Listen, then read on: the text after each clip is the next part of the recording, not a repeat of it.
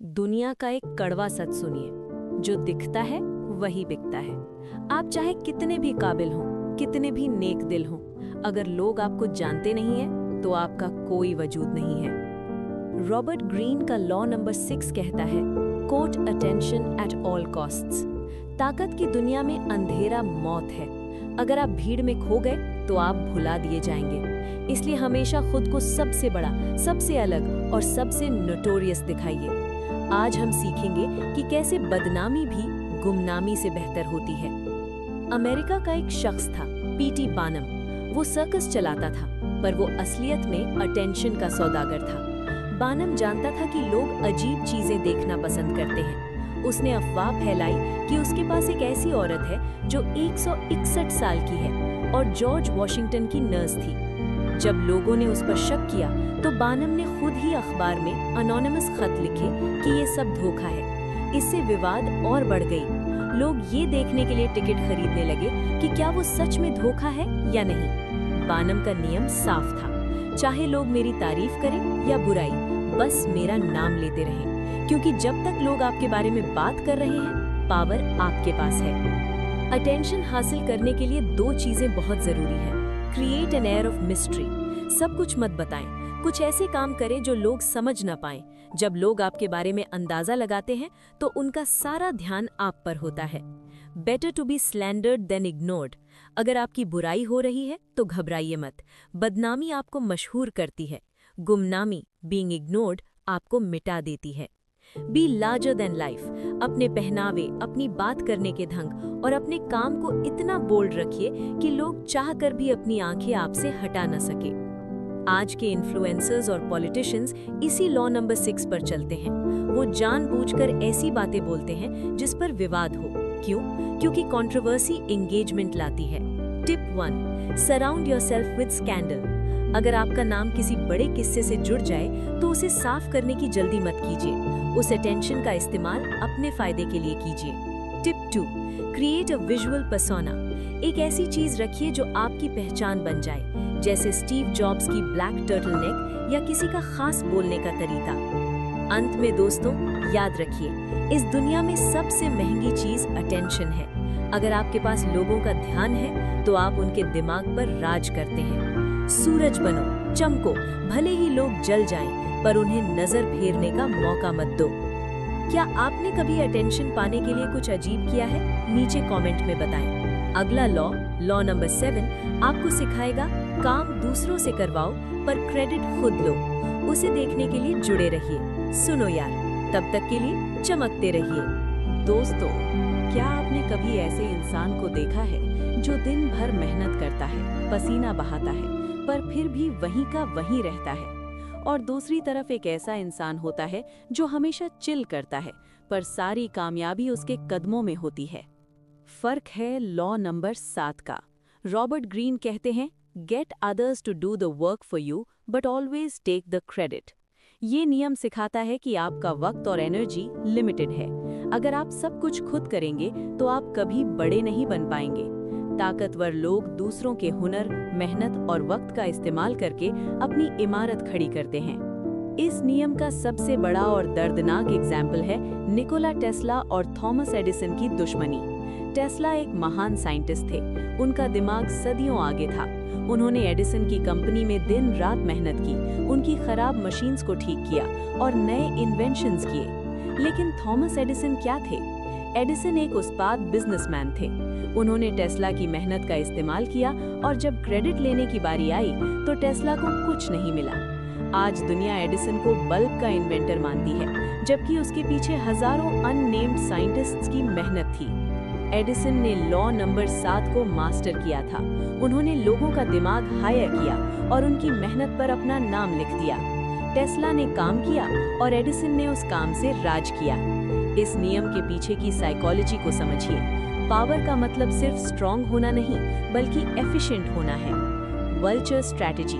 जैसे एक गिद्ध खुद शिकार नहीं करता, वो शिकार के होने का इंतजार करता है और फिर उसका फायदा उठाता है। आपको हर चीज जीरो से शुरू करने की जरूरत नहीं है। Borrowing brilliance. आपके पास इतना वक्त नहीं है कि आप हर चीज खुद सीखें। दूसरों के एक्सपीरियंस और नॉलेज को अपना बनाइए। The face of success. दुनिया हमेशा चेहरे को याद रखती है, हाथों को नहीं। जो एंड में ट्रॉफी पकड़ता है, विनर वही कहलाता है, भले ही मैच किसी और ने जिताया हो। लेकिन ध्यान रहे, अगर आपने इसे गलत तरीके से किया तो लोग आपसे नफरत करने लगेंगे। इसे अप्लाई करने के स्मार्ट तरीके ये हैं। Tip number 1, use the past. पुराने जमाने के महान लोगों के आइडियाज को कॉपी करें और उन्हें नए तरीके से पेश करें। इससे आप बिना मेहनत किए गहराई यानी डेप्थ हासिल कर लेंगे।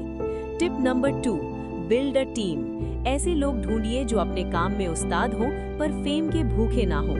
उन्हें पैसा दीजिए और बदले में उनका काम अपने नाम पर दिखाइए। Tip number 3, be the synthesiser. अलग अलग लोगों के आइडियाज को मिलाकर एक बड़ा विजन बनाइए। लोग आपको मास्टरमाइंड समझेंगे क्योंकि आपने उन सबको कनेक्ट किया।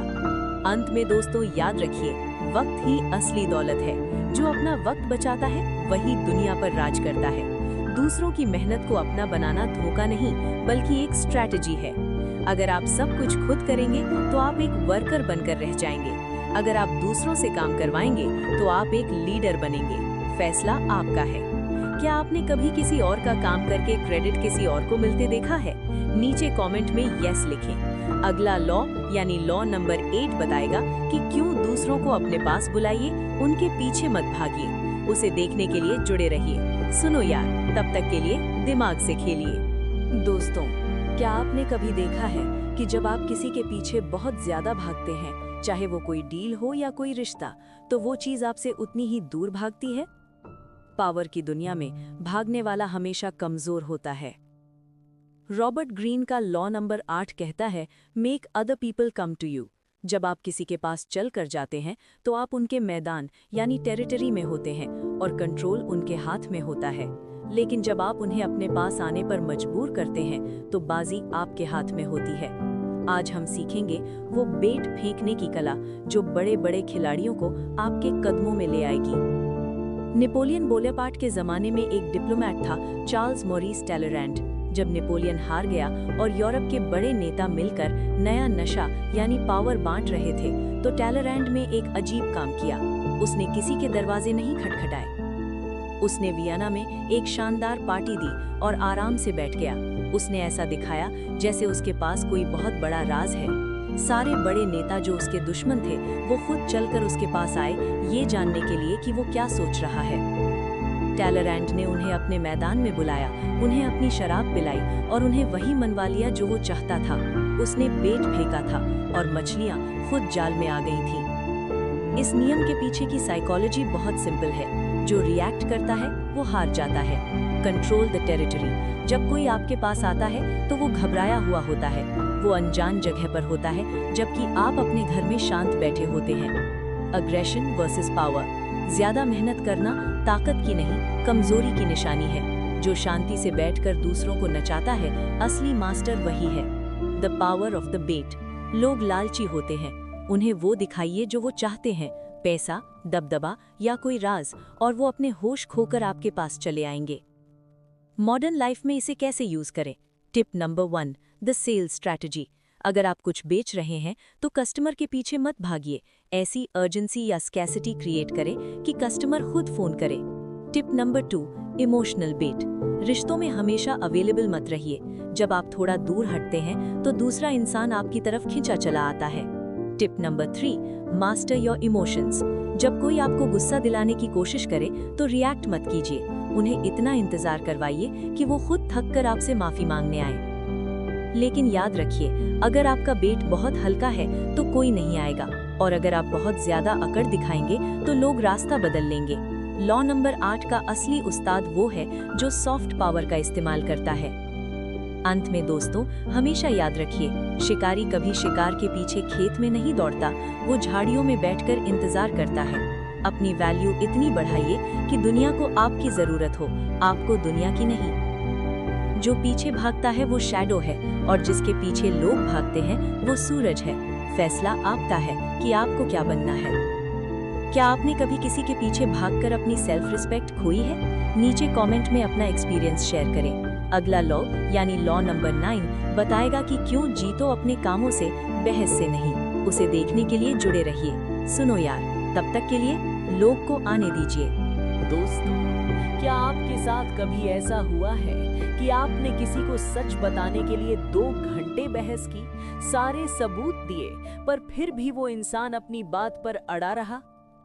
बहस जीतना एक धोखा है। आप सामने वाले का मुंह तो बंद कर सकते हैं, पर उसका दिल कभी नहीं जीत सकते। रॉबर्ट ग्रीन का लॉ नंबर 9 कहता है, win through your actions, never through argument. जो लोग कमजोर होते हैं वो शब्दों का सहारा लेते हैं, जो ताकतवर होते हैं वो डेमोन्स्ट्रेट यानी करके दिखाते हैं। आज हम सीखेंगे कि कैसे बिना बोले किसी को अपनी बात मनवाने पर मजबूर किया जाता है। इटली के महान आर्टिस्ट माइकल एंजेलो ने एक बार डेविड की एक शानदार मूर्ति बनाई। फ्लोरेंस का एक बड़ा ऑफिसर पिएरो सोडेरिनी उसे देखने आया। सोडेरिनी को दिखाना था कि वो बहुत बड़ा एक्सपर्ट है, तो उसने कहा, माइकल एंजेलो, सब तो ठीक है, पर इस मूर्ति की नाक थोड़ी ज्यादा बड़ी है। माइकल एंजेलो जानता था कि नाक एकदम परफेक्ट है, पर उसने बहस नहीं की। उसने क्या किया? उसने थोड़ी सी मिट्टी अपने हाथ में छुपाई और मूर्ति के ऊपर चढ़ गया। उसने दिखावा किया कि वो नाक को ठीक कर रहा है और वही मिट्टी नीचे गिराने लगा। कुछ देर बाद उसने पूछा, अब कैसी है? सोडेरिनी ने नीचे से देखा और खुश होकर बोला, अब यू बिल्कुल सही लग रही है। माइकल एंजेलो ने एक शब्द भी खर्च नहीं किया। उसने सिर्फ दिखाया, डेमोन्स्ट्रेट किया, और ऑफिसर का ईगो भी बच गया। बहस करने से आपकी पावर कम क्यों होती है? The ego wall. जब आप किसी से बहस करते हैं तो सामने वाला डिफेंसिव हो जाता है। अब वो आपकी बात नहीं सुन रहा, वो सिर्फ ये सोच रहा है कि आपको गलत कैसे साबित करे। रिजेंटमेंट यानी नफरत। अगर आप बहस जीत भी गए तो दूसरा इंसान अंदर ही अंदर आपसे नफरत करने लगेगा, क्योंकि आपने उसे सबके सामने बेवकूफ दिखाया। Action is absolute. शब्द का मतलब बदला जा सकता है, पर जो काम हो चुका है उसे कोई झुठला नहीं सकता। एक्शन में एक ऐसी ताकत होती है जिसके सामने सबको झुकना पड़ता है। मॉडर्न दुनिया में इसका इस्तेमाल कैसे करें? Tip 1, don't explain, just deliver. अगर आपका बॉस आपके आइडिया पर शक कर रहा है तो उन्हें स्लाइड शो मत दिखाइए। एक छोटा सा सैंपल या प्रोटोटाइप बनाकर उनकी डेस्क पर रख दीजिए। Tip 2, the power of silence in conflict. अगर कोई आप पर चिल्ला रहा है तो पलटकर जवाब मत दीजिए। अपने काम की क्वालिटी को इतना बढ़ाइए कि वो इंसान खुद ब खुद छोटा महसूस करने लगे। Tip 3, indirect persuasion. लोगों को रास्ता दिखाइए, उन्हें धकेलिए मत। जब लोग खुद किसी नतीजे पर पहुंचते हैं तो वो उसे हमेशा सही मानते हैं। अंत में दोस्तों, याद रखिए, शब्द सस्ते होते हैं, कोई भी बोल सकता है, पर एक्शन महंगा होता है, उसमें दम चाहिए। एक मास्टर कभी बहस में अपना वक्त बर्बाद नहीं करता, वो सीधा नतीजा दिखाता है। जुबान से जीतने वाला पल भर का विजेता होता है, पर अपने काम से जीतने वाला सदियों तक राज करता है। क्या आपने कभी किसी से बहस करके बाद में पछतावा किया है? नीचे कमेंट में साइलेंस लिखें। अगला लॉ नंबर 10 सबसे खतरनाक है। बुरे किस्मत वालों और दुखी लोगों से दूर रहिए। उसे देखने के लिए जुड़े रहिए। सुनो यार, तब तक के लिए बोलना कम, करना ज्यादा। दोस्तों, हमें बचपन से सिखाया गया है कि जरूरतमंद और दुखी लोगों की मदद करनी चाहिए। पर क्या आपने कभी देखा है कि कुछ लोग ऐसे होते हैं जिन पर मुसीबत कभी खत्म ही नहीं होती?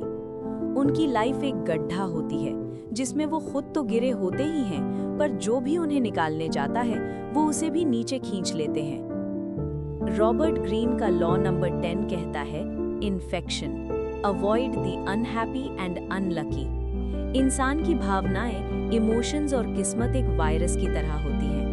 अगर आप किसी ऐसे इंसान के साथ वक्त बिताते हैं जो हमेशा नेगेटिव रहता है या जिसकी किस्मत हमेशा खराब रहती है, तो धीरे धीरे वो इन्फेक्शन आपके अंदर भी आ जाएगा। आज हम सीखेंगे कि क्यों हमदर्द बनना कभी-कभी आपकी सबसे बड़ी गलती साबित हो सकता है।